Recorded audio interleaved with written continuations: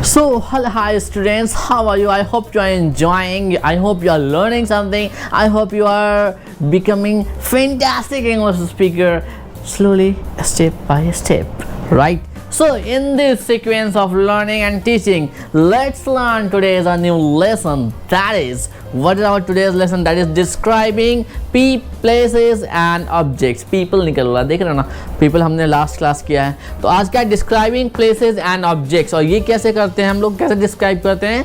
Adjectives and adverb की help से हम किसी भी प्लेस या ऑब्जेक्ट को डिस्क्राइब करते हैं. किसकी हेल्प से करते हैं? एडजेक्टिव की और वर्ब की. अब देख रहे हो किस तरीके से आपको ग्रामर की जो इस्तेमाल है, ग्रामर का जो यूज़ है in terms of speaking and writing, वो आपको सिखाया जा रहा है. आज तक आपने ये सीखा कि एडजेक्टिव क्या होता है, डेफिनेशन रटे हैं, एग्जांपल्स पढ़े, इसके अलावा कुछ क्या नहीं कहना. आज पहली बार in this time for this class you are going to know, you are going to learn that how can we use adjectives and adverbs in our speaking and writing. तो आज क्या है इस लेसन में? रिकैप करेंगे describing people को पहले, उसके बाद करेंगे question of the day live. Next books exercises भी बहुत इंपॉर्टेंट है, क्योंकि अब जैसे जैसे लेवल ऊपर जाएगा बुक्स एक्सरसाइजेस काफ़ी इंपॉर्टेंट होती चली जाएंगी, और most of the things books exercises में ही मिलेंगे हमें. नेक्स्ट है वेरी रियली सो कंप्लीटली का इस्तेमाल देखेंगे. ओके, बुक एक्सरसाइज से ज़रूरी है बिकॉज इट इज़ ये बस लोकल किसी के द्वारा डिज़ाइन नहीं किया गया है. यूएस कैलिफोर्निया में एक टीम के द्वारा सर्वे करके इंडियन स्टूडेंट्स पे कि हाँ इनको किस चीज़ की ज़रूरत है, क्या सिखाया जाए कि एक फ्लुएंट इंग्लिश स्पीकर हो जाएं, एक अंग्रेज़ों की तरह बोलने लगे. तो इतना रिसर्च करने के बाद, और ये जो बुक है, ये बुक 20 सालों का रिसर्च का नतीजा है, और हर 2 साल पे इसको रिवाइज भी किया जाता है, इसको अपग्रेड भी किया जाता है. ये नहीं कि हाँ अपडेट भी किया जाता है, ये नहीं कि हाँ जो बन गया सो बन गया, चला रहे बस, सरकारी किताब बन गया हो गया काम खत्म. नहीं, इसको रेगुलरली ईयरली अपडेट किया जाता है. ठीक है. अगला, गुड एंड बैड को कितने अदर वेज में इस्तेमाल किया जा सकता है, और क्या हर जगह गुड गुड गुड कहना, हर जगह बैड बैड बैड बैड कहना अच्छी बात है? नो. क्यों? बात करेंगे. नेक्स्ट रीडिंग सेशन है. Yes, we'll go and read today's novel. अपना नॉवेल जो है उसको पढ़ने का है. ठीक है. लास्ट है हमारा फीडबैक राउंड. तो चलिए सीखते हैं.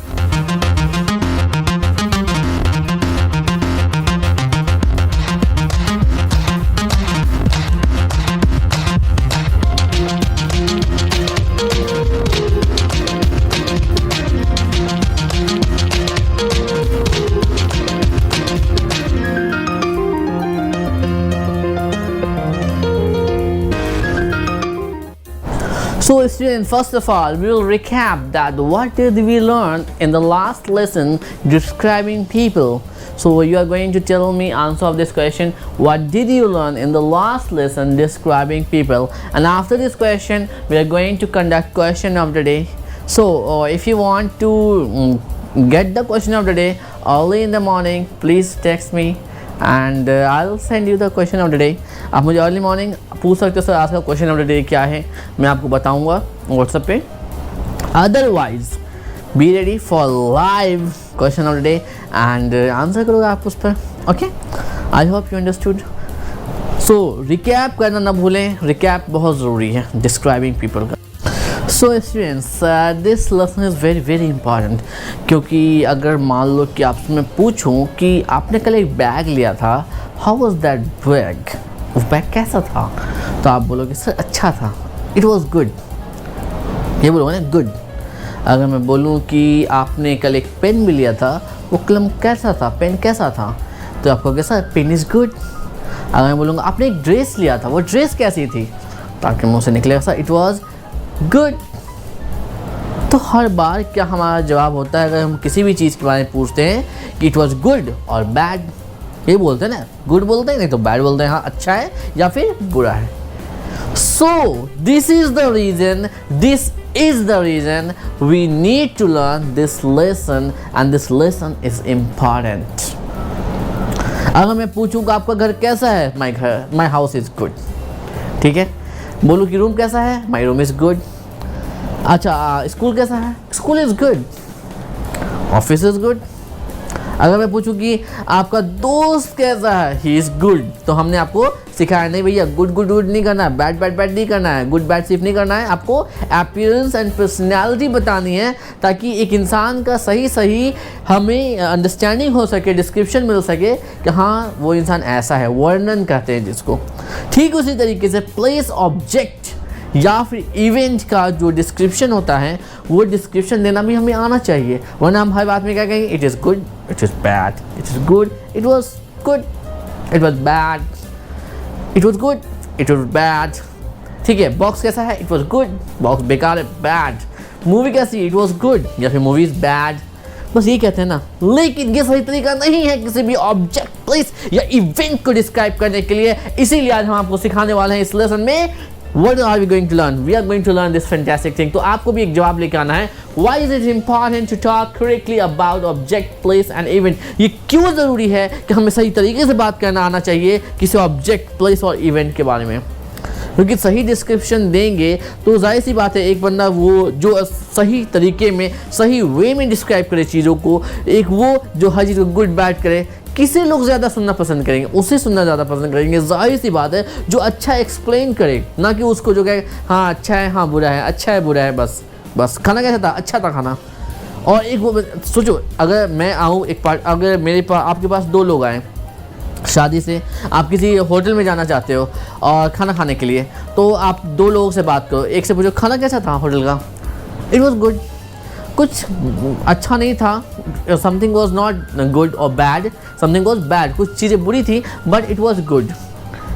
एक बंदे ने ये कहा, दूसरे ने बोला तो it was delicious and you can take soup which is tasty and you can take some eating material, some soup, some tea or some beverages you can try it, that is fantastic in taste and it is very very good.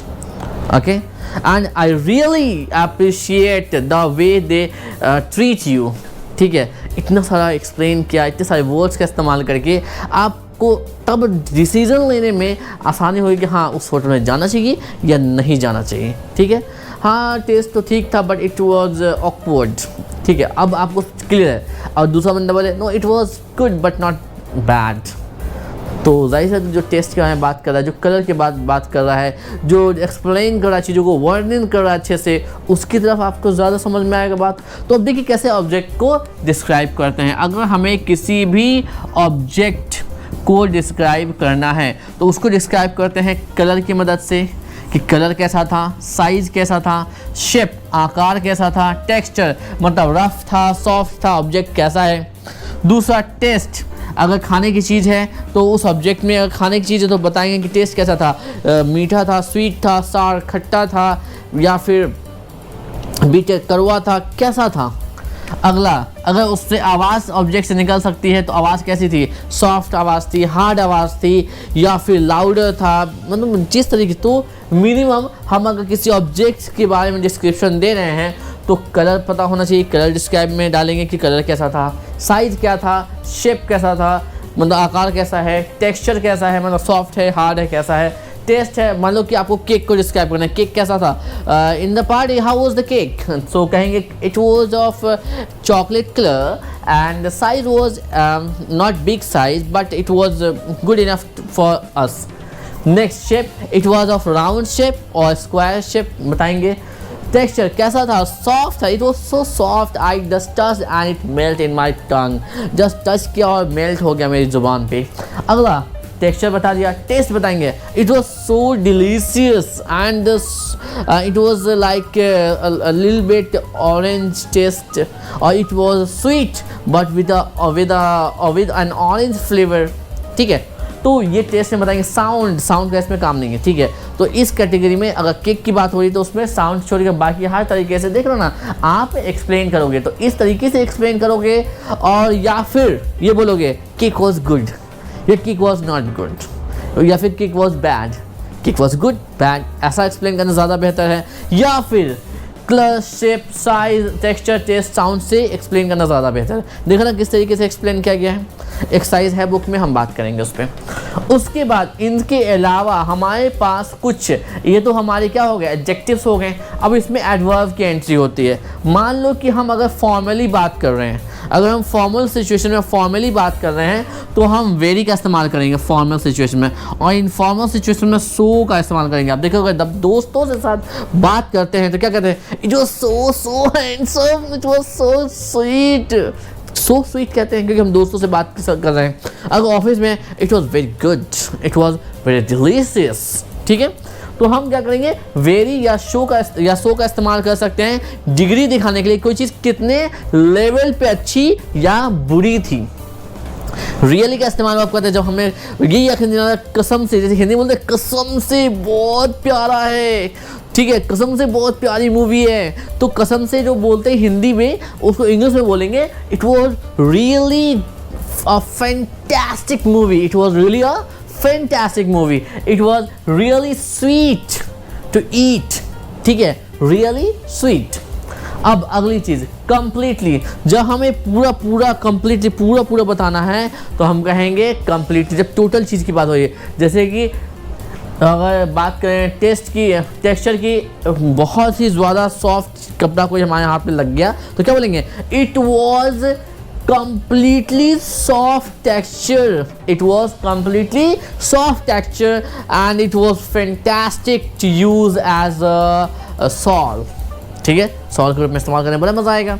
तो ये तो बात हो गई हमारे object की, object का इस्तेमाल, ऑब्जेक्ट के बारे में डिस्क्रिप्शन करेंगे, colour, size, shape, texture, taste और साउंड के थ्रू उसको बताएंगे। और उसको भी अगर डिग्री हाई लेवल पे बताना और बेहतरीन तरीके से बताना है तो हम किसका इस्तेमाल करेंगे, वेरी का, रियली का, सो का और कंप्लीटली जैसे वर्ड्स का इस्तेमाल करेंगे।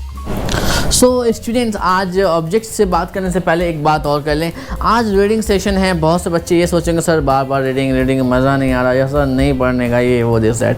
तो बता दो, बहुत से ऐसे हमारे फैंटास्टिक सक्सेसफुल पीपल हैं, जैसे कि एलन मस्क हैं, बिल गेट्स हैं, और हमारे पीएम जो भी प्राइम मिनिस्टर अभी तक रहे हैं सारे के सारे, उन सब की रीडिंग हैबिट है। और ये एक दिन में नहीं हुआ कि हाँ वो आज सक्सेसफुल हुए और उन्होंने पढ़ना शुरू कर दिया, नहीं। आप भी पढ़ना शुरू करोगे तो स्टार्टिंग में बोरिंग लगेगा, मज़ा नहीं आएगा, और धीरे धीरे आपको लगेगा कि छोड़ देना चाहिए, बेकार है यार, नींद आती है यार बुक लेते ही, ऐसा फील हो रहा होगा, होता है ना। लेकिन अगर आप पढ़ते हो, टाइम स्पेंड करते हो, धीरे धीरे इमेजिन करना शुरू करोगे स्टोरी को। बहुत सी बार आपने देखा होगा, कुछ ड्रामाज आप देखते होंगे, सीरियल्स देखते होंगे, तो स्टार्टिंग में उतना समझ में नहीं आता, कुछ बोरिंग भी लगता है, लेकिन जब 2-3 एपिसोड निकलता है तो आप उस कहानी में ऐसे बंध जाते हो कि आप पूरी की पूरी सीरीज़ ख़त्म कर देते हो, इवन कि आने वाली सीरीज़ के बारे में सोचते हो, वेट भी करते हो। ठीक उसी तरीके से बुक्स हैं, 2-3-4 पन्ने पढ़ोगे मज़ा नहीं आएगा, आपको समझ में नहीं आएगा, बोर भी फील कर सकते हो। पर जैसे जैसे आपने 5-10 पन्ने ख़त्म किए और स्टोरी को इमेजिन करना शुरू करोगे, आप उस कहानी में एंटर कर जाओगे और उसके बाद आपका मन करेगा कि एक ही दिन में पूरी की पूरी नॉवेल, पूरी की पूरी स्टोरी बुक ख़त्म कर दी जाए। ठीक है, बात समझ में आ रही है? जैसे कि बस में हमने शक्तिमान, चाचा चौधरी के कॉमिक्स पढ़ा करते थे और स्टार्टिंग में बोरिंग लगता था, लेकिन जब पेरेंट्स की तरफ से प्रेशर होता था तो 1-2 पन्ना पढ़ते थे, लेकिन जैसे 3-4 पन्ना ख़त्म हुआ, स्टोरी में इंटरेस्ट आया, स्टोरी इमेजिन करना शुरू हो जाता था, तो बस उसके बाद तो पूरी कॉमिक्स ख़त्म हो जाती थी। इवन हम तो पूरी 10-10, 20-20 जो उसकी कॉमिक्स की सीरीज़ थी वो पढ़ जाते थे, ये तरीका होता था। तो है क्या कि आपकी रीडिंग स्टेमिना भी बढ़ती है। रीडिंग स्टेमिना होता क्या है, क्या होता है रीडिंग स्टेमिना, बताइए दोस्तों। रीडिंग स्टेमिना मतलब होता है किसी काम करने की कुव्वत और ताकत।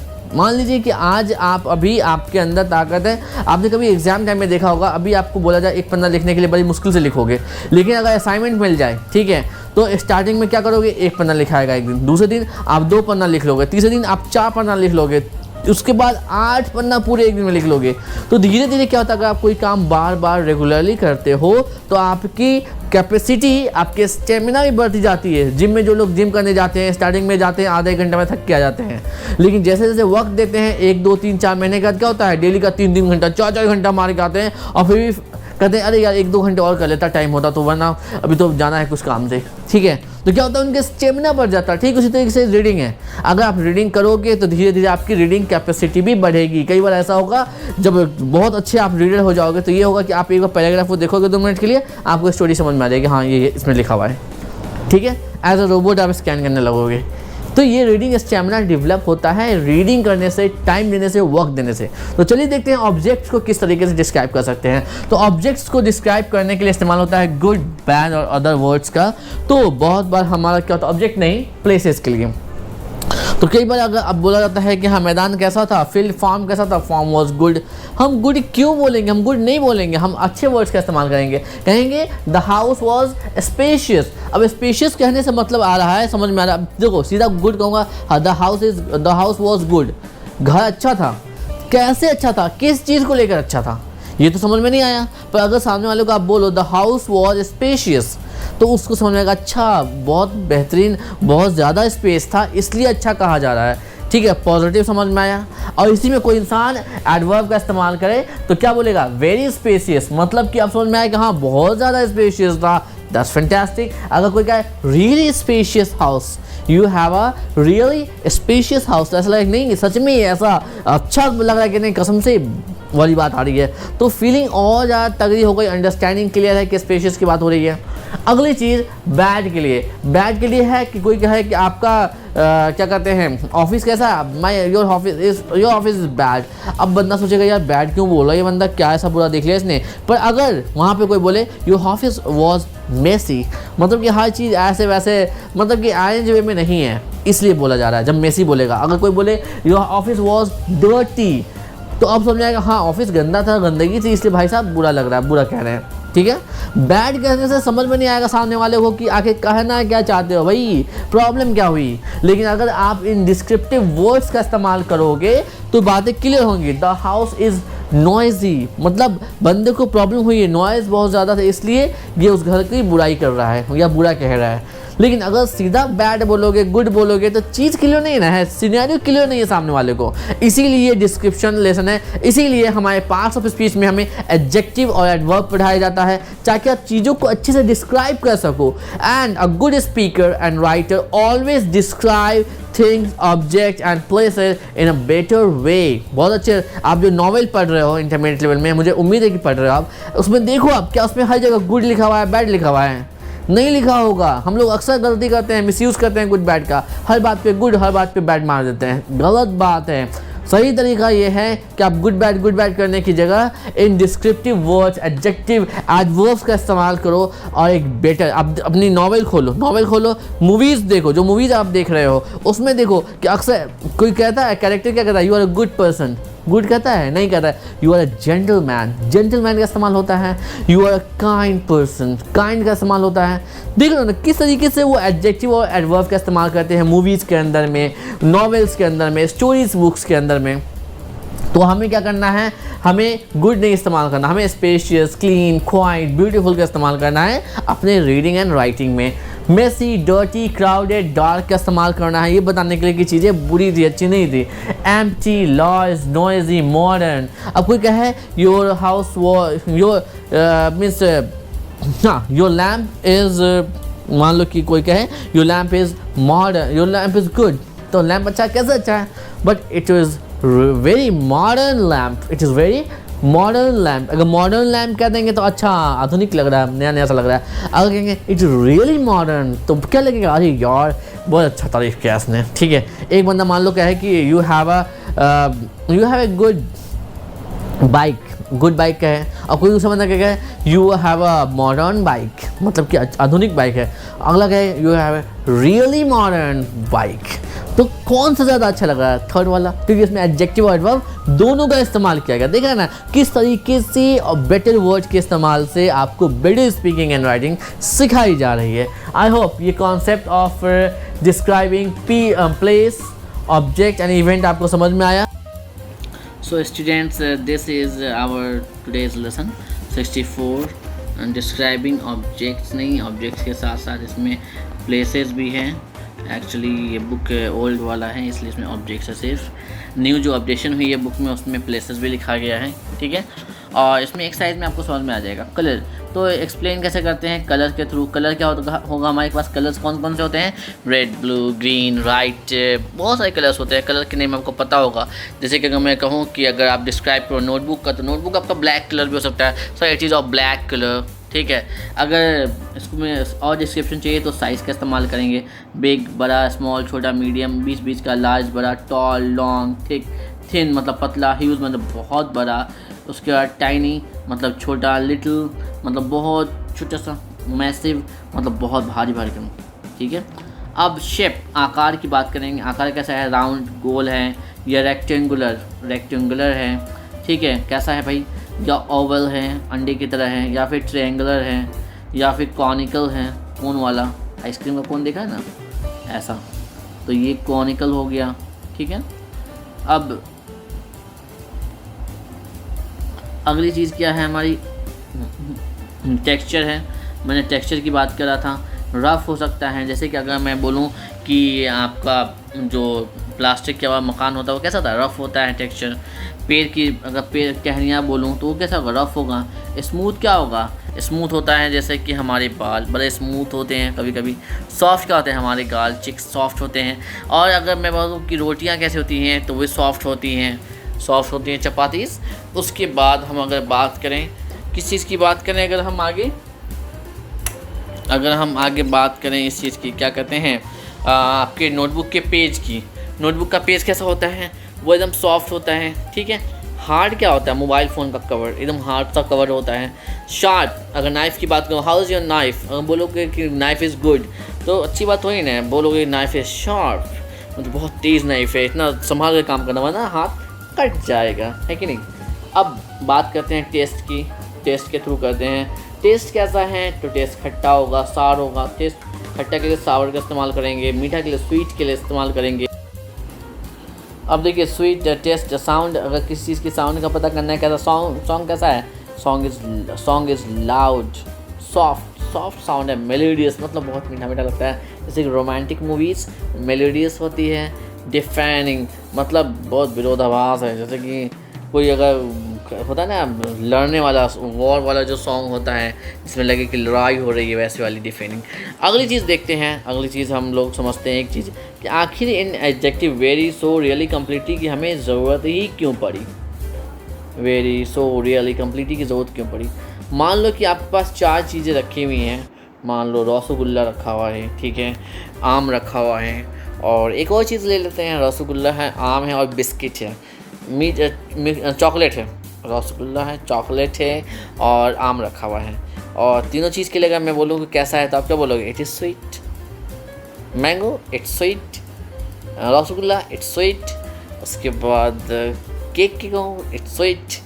तो अब इनका रोल आता है, ये भाई साहब लोग का रोल अब यहाँ पे आता है। ये जो हमारे 4 हैं, वेरी, रियली, सो, कम्प्लीटली। तो अगर मैं बोलूँ कि आम कैसा होगा, इट्स वेरी स्वीट कह सकते हैं। और अगर मैं बोलूँ कि चॉकलेट कैसा होगा, इट्स कम्प्लीटली स्वीट। अगर मैं बोलूँ आपसे कि रसगुल्ला कैसा होगा, इट्स सो स्वीट। बात समझ में आ रही है। तो इन 4 वर्ड्स की मदद से वो जो 4 मीठी चीज़ों की हमने अभी बात करी, उनकी स्वीटनेस में हम डिफरेंस क्रिएट कर सकते हैं इन वर्ड्स की मदद से, ठीक है। अगर ये वर्ड्स ना होते तो हम, क्योंकि देखिए अगर आप आम का मिठास देखें, रसगुल्ला का मिठास देखें, आप बिस्किट का मिठास देखें, या फिर आप चीनी की मिठास देख लो, तो क्या इनकी मिठास एक जैसी होती है? नहीं होती, बिल्कुल नहीं होती है। चारों की मिठास अलग अलग होती है। तो अब उसको एक्सप्लेन करना, अब देखिए, तो इन चीज़ों अगर मुझे बताना है किसी चीज़ का शेप कैसा है, रूम का शेप कैसा है, आकार कैसा है, तो अगर आपका रूम छोटा होगा, अच्छा थोड़ा सा बड़ा होगा तो बोलेंगे इट्स बिग। अगर बोलेंगे बहुत ज़्यादा बड़ा है तो कैसे बताएंगे, इट्स वेरी बिग। और बहुत बहुत बड़ा है तो क्या बोलेंगे, it's completely a huge room, ठीक है। तो इन वर्ड्स की मदद से हमारा डिस्क्रिप्शन और बेहतरीन और बेहतर हो जाता है। अगला देखते हैं क्या करना है हमें। तो इसमें एक टास्क दिया गया है, in the movie there is वहाँ पे एक ऑब्जेक्ट है, बहुत सारे ऑब्जेक्ट्स हैं। जब वो बोल्ट दौड़ता है तो बहुत सारे ऑब्जेक्ट्स को पार करता है, जैसे कि वो मोटरसाइकिल, बाइक है, जैसे कि हमारा गेट है, जैसे कि हमारा हेलीकॉप्टर है, बहुत सारी चीज़ों को पार करता है, डस्टबिन है। तो इन सब चीज़ों के बारे में किसी भी एक चीज़ को आप पकड़ो और उसकी डिफ़ाइन करो कि वो कैसा है। इट इज़ अगर आप बात करो तो बोलोगे कि it is of black colour, it is big in size. तो इस तरीके से आप यहाँ पे एक्सप्लेन कर सकते हो, ठीक है। ये आपको मूवी से एक ऑब्जेक्ट को लेना है और एक ऑब्जेक्ट को लेके डिफ़ाइन करना है यहाँ पे। अब डिस्क्राइबिंग प्लेस में अब देख रहे हो ना किस तरीके से गुड, बैड, अदर्स का वर्ड का इस्तेमाल नहीं करेंगे। यहाँ पे इस्तेमाल करेंगे स्पेशियस का, क्लीन का, क्वाइट का, ब्राइट का, ब्यूटीफुल का, चार्मिंग का, पिक्चर्स्क्यू का, ठीक है, मेसी का, डर्टी का, क्राउडेड का, डार्क का, डिजर्टेड का। इन सारे वर्ड्स का इस्तेमाल हम करेंगे प्लेस को डिस्क्राइब करने के लिए। एम्प्टी है, लार्ज है, नॉइजी है, वास्ट है, स्मॉल है, मॉडर्न है, एंशिएंट है, फेमस है। फेमस मतलब प्रसिद्ध जगह हो सकती है, एक्सपेंसिव जगह हो सकती है। अगर कोई साउथेक्स घूमना चाहे, सिटी प्लेस पे जाना चाहे, कनॉट प्लेस पे घूमना चाहे तो वो क्या होगी, एक्सपेंसिव जगह हो जाएगी। टूरिस्टी मतलब जहाँ पर बहुत सारे टूरिस्ट आते हैं, ऐसी जगह, तो इसको एक्सप्लेन कर सकते हैं हम, ठीक है। अब क्या करना है हमें, the movie is set in, movie की सेटिंग की बात हो रही है। तो मूवी की सेटिंग बहुत सी जगहों पे, कभी हाईवे पे है, कभी एक बंद कमरे में है, कभी बस पे है, कभी वो ट्रेन पे बेचारा चला जाता है बोल्ट, और कभी इस मूवी के दौरान वो एक जू में भी चला जाता है, जहाँ पर उसके बाद बहुत सारी चीज़ों में गया है, एक शॉप में भी जाता है। तो किसी भी एक सेटिंग को उठाना है। मान लो कि मैंने उठाया वो हाईवे वाला, जहाँ पे वो दो लड़की और बोल्ट दौड़ रहे हैं, उसको एक्सप्लेन करें तो कैसी भी जगह। It is means crowded place. एक क्राउडेड प्लेस जब उस पर अटैक होता है तो कुत्ता जो भागता है, डॉग बोल्ट, तो एक क्राउडेड सिटी से भी भागता है, ठीक है। तो इस चीज़ को भी एक्सप्लेन करना है। Name the character in your book, आपके मूवी के बाद बुक में जो एक कैरेक्टर है उस कैरेक्टर के बारे में भी यहाँ पे एक्सप्लेन करना है, ठीक है। अब अगली चीज़ हमें क्या करनी है, ध्यान दे दिए। ये सर्कल याद होगा जिन लोगों ने भी, हमारे भाई बच्चों ने बेसिक लेवल कंप्लीट किया उनको याद होगा। हम लोग ये वेन डायग्राम हम लोग कर चुके हैं पहले भी। तो यहाँ पे क्या कहा गया, choose a character from your book and describe his her appearance and personality compare with yourself. तो बुक से हमें एक कैरेक्टर को लेना है, ठीक है। बुक जो भी हम पढ़ते हैं, जो भी स्टोरी में पढ़ते हैं, उस बुक के कैरेक्टर को अच्छे से एक्सप्लेन किया जाता है, सेटिंग्स बताई जाती है अच्छे तरीके से। तो उसकी जो डिस्क्रिप्शन है, ठीक है, उसकी व्हाटएवर डिस्क्रिप्शन, अगर आपकी भी पर्सनैलिटी एंड अपीयरेंस उस कैरेक्टर जैसी है, जो चीज़ कॉमन है उन कॉमन चीज़ों को यहाँ लिखना है, ठीक है।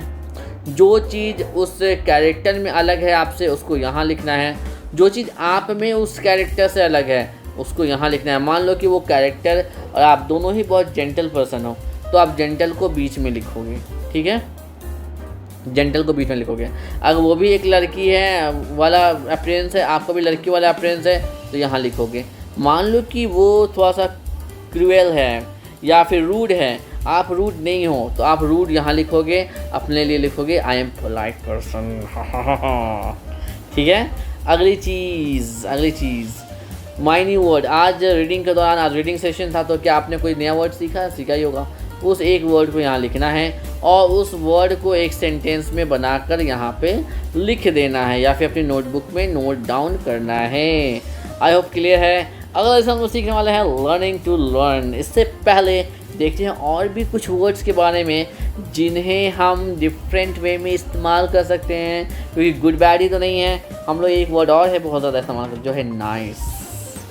हम लोग वेरी का भी इस्तेमाल बहुत ज़्यादा करते हैं, जबकि इन सारे वर्ड्स के लिए स्पेसिफिक सिचुएशन में, किसी खास सिचुएशन में कुछ खास वर्ड्स होते हैं, इनका खास रूप होता है। ऐसा नहीं कि हर जगह good good good, bad bad, nice nice nice, ऐसा नहीं होता है। ब्यूटीफुल ब्यूटीफुल भी नहीं होता है, गॉर्जियस भी होता है ना। तो ऐसे बहुत सारे वर्ड हैं जो हम इस्तेमाल कर सकते हैं। देखिए लिस्ट है अभी आगे। In so dear students, in other ways we can use nice, good, bad, sad, happy. तो इन सब के लिए अदर वेज में कौन कौन से वर्ड्स का इस्तेमाल हो सकता है, देखना यहाँ पे एक लिस्ट मैंने निकाल के रखा है आपके लिए। इन सारे वर्ड्स का इस्तेमाल कर सकते हैं, इन सारे वर्ड्स का। तो ये आपकी एक पर्टिकुलर सिचुएशन को डिस्क्राइब कर देंगे, ठीक है। अब देखिए लाफ्ड का अलग अलग सिचुएशन में अलग अलग कुछ वर्ड्स हैं, ये वोकैबुलरी आपको आनी चाहिए। लाइक के लिए क्या क्या हो सकता है, देख रहे हैं ना। अगला सैड के लिए, सेड के लिए क्या हो सकता है, सेड का कमेंटेड। और मान लो कोई इंसान सीधे कहेंगे he said to me that I need to go there but I didn't go.